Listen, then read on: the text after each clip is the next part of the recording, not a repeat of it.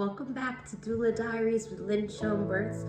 I'm so excited for this 3-part series where I'm going to be sharing with you my personal birth stories with my 3 babies. So let's get started. Today, I'm going to share with you the story of my very first birth, which was in a hospital with the care of a midwife. My baby boy who made me a mama.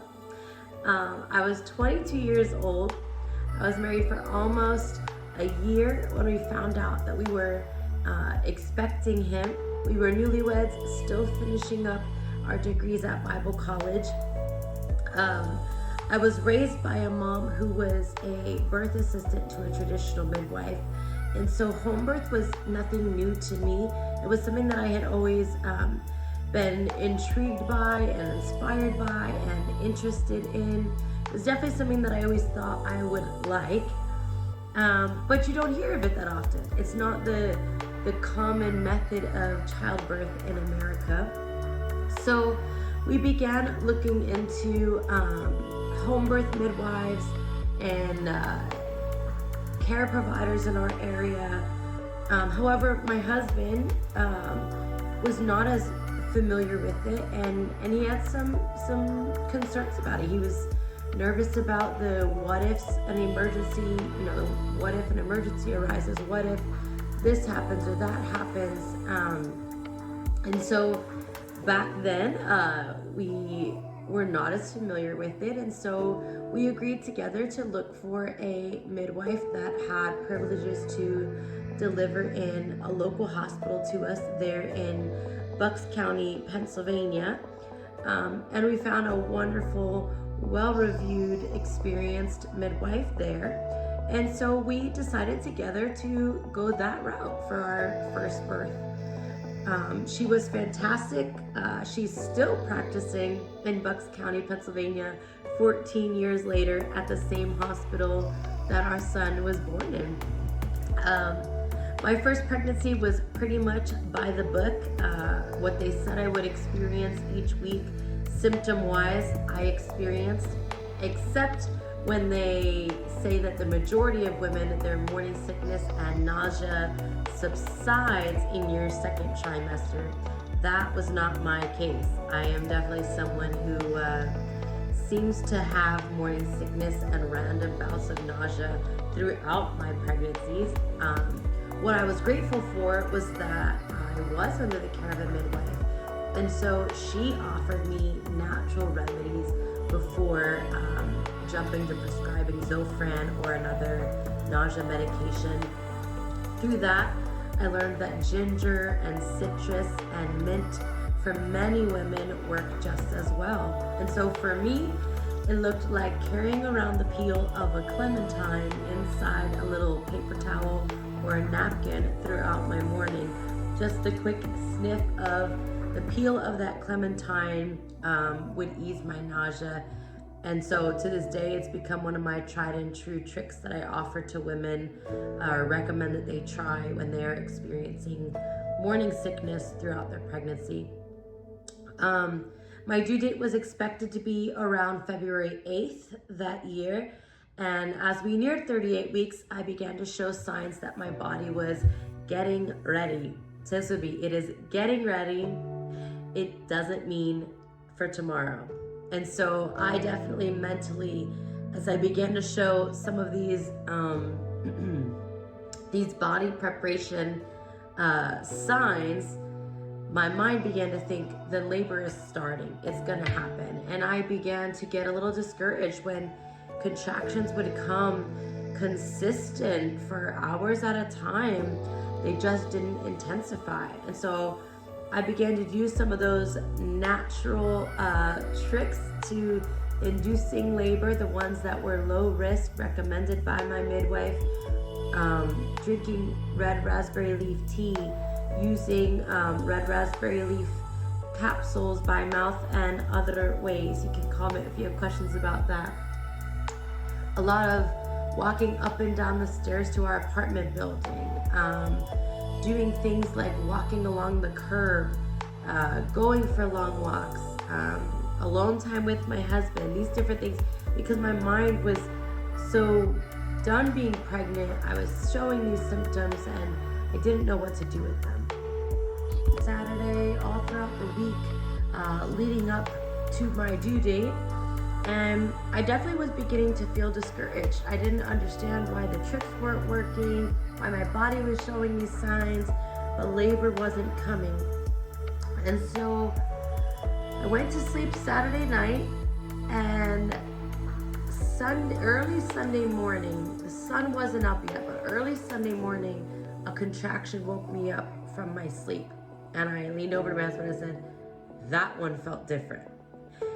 And that began my labor. And what I learned from that was all of those things were supporting my body. But the real key to labor starting is your brain signaling from your baby it's ready for labor, and that releases the hormones that are necessary to start contractions. So nothing I did hindered it, but my body just wasn't ready for labor to begin. It was preparing, but it wasn't time for labor yet. And so I began those contractions early Sunday morning, February 6th. And I labored at home. I remember thinking, everyone tells me your first labor is long. So I was mentally preparing to have this long labor. They say most first labors last an average of 12 to 18 hours. And so I said, all right, I'm gonna labor at home with my mom and my sister and my husband, and I'm not gonna go to the hospital until I'm at the end of it. And so I labored at home. I labored through the early morning.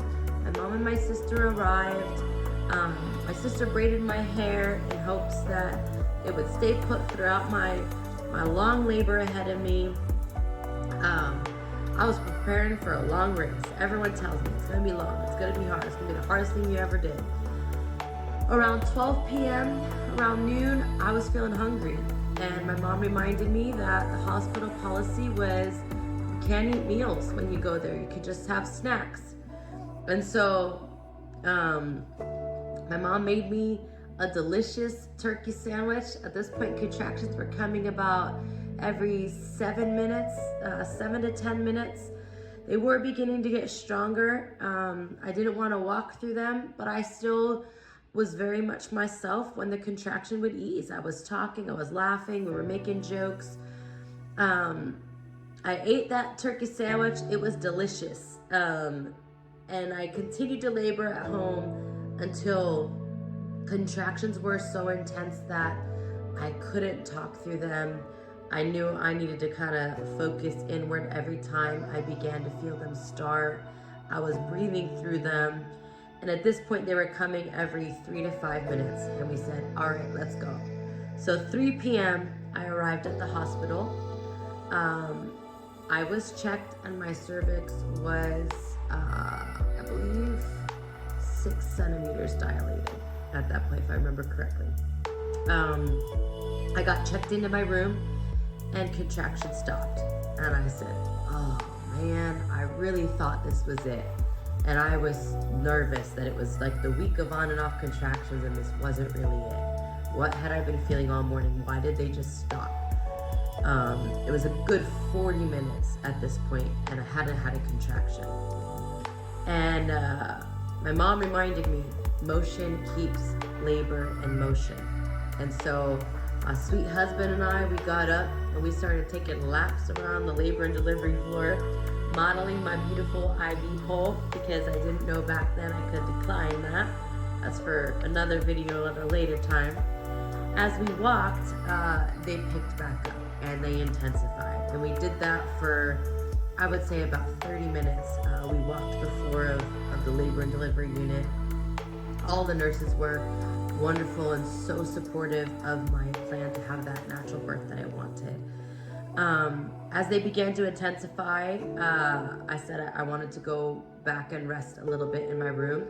I returned to my room and I labored on an exercise ball for a while. I leaned over the side of the bed, my husband massaged my back, and contractions continued to intensify, continued to pick up.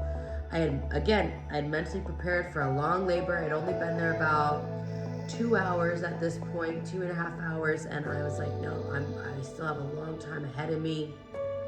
And my husband massaged my back, and contractions continued to intensify, continued to pick up.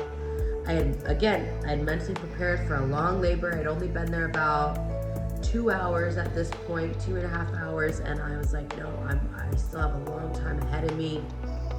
And they did have jacuzzis available for labor at this hospital. You could labor in the jacuzzi, but you couldn't birth in them. And I had mentally prepared, I'm gonna save the jacuzzi for when pain is at its worst. That was my plan, that's my epidural. I'm gonna save it for when I can't go anymore. And so because I thought I had this long labor ahead of me, I said, can I labor in the shower? And they're like, yeah. So I get in the shower, the hot water feels great on my back. My husband's on the side of the shower, not in it with me, but standing outside, massaging my hips, and my contractions greatly intensified. I felt like I couldn't stand through them, and I said, I want to get in the tub. And so the nurse helps me get into the jacuzzi. I go over to that jacuzzi room, and almost immediately as I lower into the jacuzzi, all of the pressure and all of the pain almost immediately subsides. I took this great, big, deep breath, sigh of relief. And with that exhale came this almost instinct feeling I couldn't resist. And I began to whisper to myself with deep breaths, don't push, don't push, don't push, don't push, don't push, don't push, as my body was naturally beginning to push out my baby. And the nurse heard me and said, it's time, let's get you back to your bed.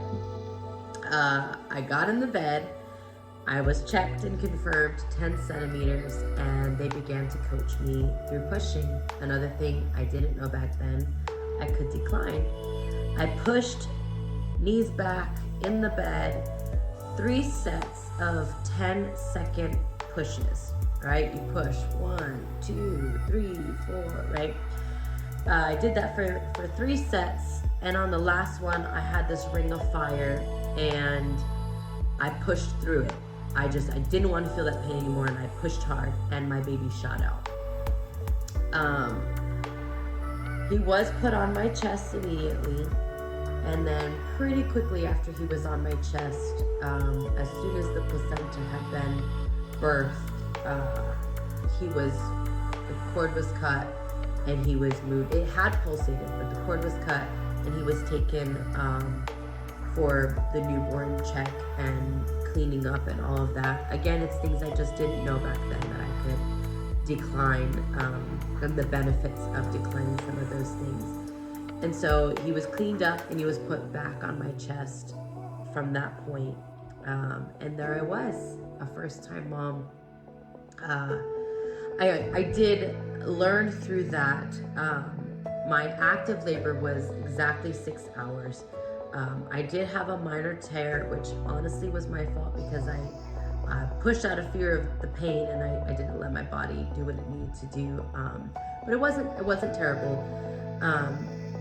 What I loved about that birth, my first birth, was what I experienced was that I was able to do it naturally. Everyone said, there's no way you're gonna be able to do this. This is the worst pain you're gonna ever feel. And it wasn't that for me. It was intense, and I expected the worst, and I was pleasantly surprised that in 6 hours, naturally, my baby was in my arms without the need of an epidural, without ever saying, I can't do this, I hate my husband for this pain, like we see in the movies, or like we hear often in birth stories. What I loved about it was being able to experience the relief that water gave to me, and I knew my next birth was going to be a water birth. I often say our son taught us how to be parents. He's been gracious with us as we learn to be dad and mom, balancing ministry and college, and gaining knowledge as we grow. I do a lot of things differently now than I did when I first became a mom, than what I did with him. And I'm not sorry for that. But with so much, I wish so much that there was someone in my life back then who could teach me what I'm passionate now about teaching all of you. I wish that I had this knowledge when I was a first-time mom. But what I'm grateful for is that God is so good, and his hand has been on each of our children. And my first baby, he's about to start high school, and he's a mature, confident, healthy young man on fire for Jesus. I know I'm raising someone's husband, I'm raising someone's father, and I know they're gonna be led in the right ways, even if, as I started out as a mom with him, I didn't do everything the way that I do now, or that I wish I had done. I see the way that God allowed it to be a blessing in my son's life. He allowed it to be a learning opportunity for us together as mom and son. And so I'm really excited. I hope that this story blessed you and helped you learn something. Feel free to comment if you have any questions you'd like me to answer specifically in regards to my birth experience with my son using a midwife in a hospital. Subscribe and allow notifications from our channel so that you can hear my next birth story, which is my water birth in a birth center. And I'm excited to share that story with you next week on Friday. Have a great day. Bye.